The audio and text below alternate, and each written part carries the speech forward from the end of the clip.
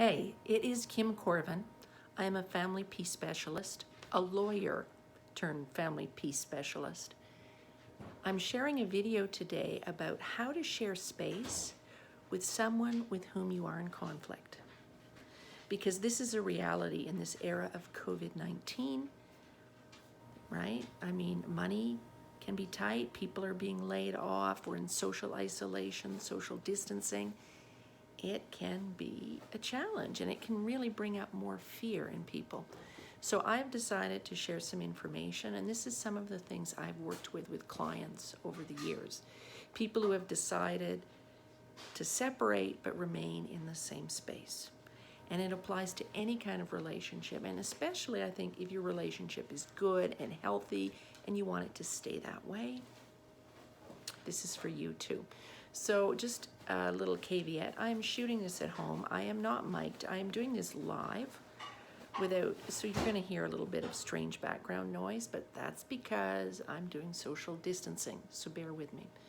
First thing, one of you, it only takes one person, you need to step forward, have a conversation with your spouse about we have to coexist peacefully. Our family needs that. Our children needs that. You need to initiate that conversation. You need to say, it's time for an armistice. We cannot, this problem is bigger than our conflict. Here's what we need to do to be able to work together. We're gonna have a discussion first. We're gonna deal with the elephant in the room. What you want to have on your agenda to speak with this person is you need to discuss how much time do each of you need alone every day. That has to be one item. You need to figure out what your alone space will be. If you're in an apartment, 2-bedroom apartment with kids, you can still do it. It could be locking yourself in the bathroom, or it could be there is one chair that only you can use. And while you are sitting on that chair, your spouse is in a different room and your children are in different rooms, okay? It could be one of you is sleeping on the couch and one of you is sleeping on the bed every second night so that you can, or all the time, so that you can make this work and be able to stay, have enough in your tank, your reserves to be able to keep moving forward. It is okay, and you need to acknowledge it is okay to have time alone. But it is necessary for the two of you to be able to coexist, to minimize conflict in your family. It's also really important to have rules of engagement, how you're going to communicate, when you're going to interact, so that you don't drive each other crazy. And it isn't that there's an intention to drive somebody else crazy, it's just sometimes it's like a little grain of sand or a little pebble in a shoe, and it can turn into a blister if we don't deal with it, if we don't raise it. So you need to be able to say, I don't want you to get on my nerves, and this is a stressful time, let's figure it all out now. So the rules of engagement, not high principles of we're gonna treat each other with respect. That doesn't work. You need to get into the minutia. What does that mean for you? Does it mean that when your spouse says, I don't want to hear about COVID for an hour, as my spouse does, I have to shut up and go, okay, yeah, I will be a COVID-19 free zone for an hour. Make those concessions. The other thing that is important for this to work is to recognize that you're not going to get it perfect right away, that there are going to be issues.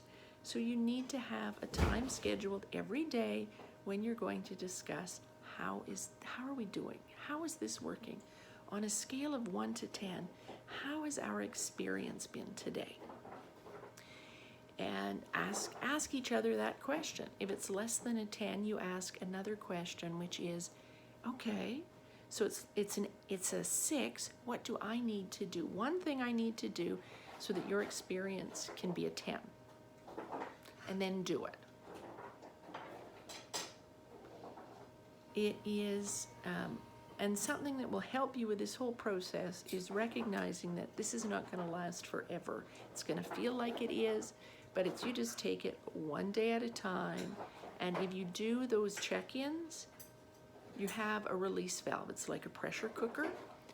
If you don't have the check-ins and you're acting like everything is fine, or you don't want to offend your this person who you're in space with, sharing space with, it's gonna get, the pressure's gonna build, and then there will be a big explosion, and it won't be pretty.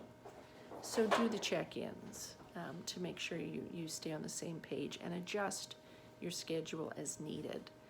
And you can try it and say, we're gonna try this schedule for 1 week, and then reevaluate. Something else to do every day is for your family, maybe at kids' bedtime, is to sit down together and share 2 things that each of you are thankful for.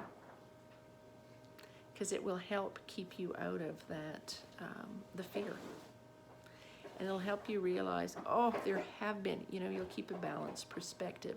So this is it for my Facebook Live on how to share space with somebody who you're in conflict with. And it's pretty important skill set during this time. So if you're having trouble starting that conversation, don't hesitate. Just reach out and I can share some guidance, or check out my website, gentlewaydivorce.com. There's some really good resources there. There's a blog post actually on how to initiate that kind of conversation. And yeah, so be kind to yourself. And that is it. I am Kim Corvin, Family Peace Specialist. Bye-bye.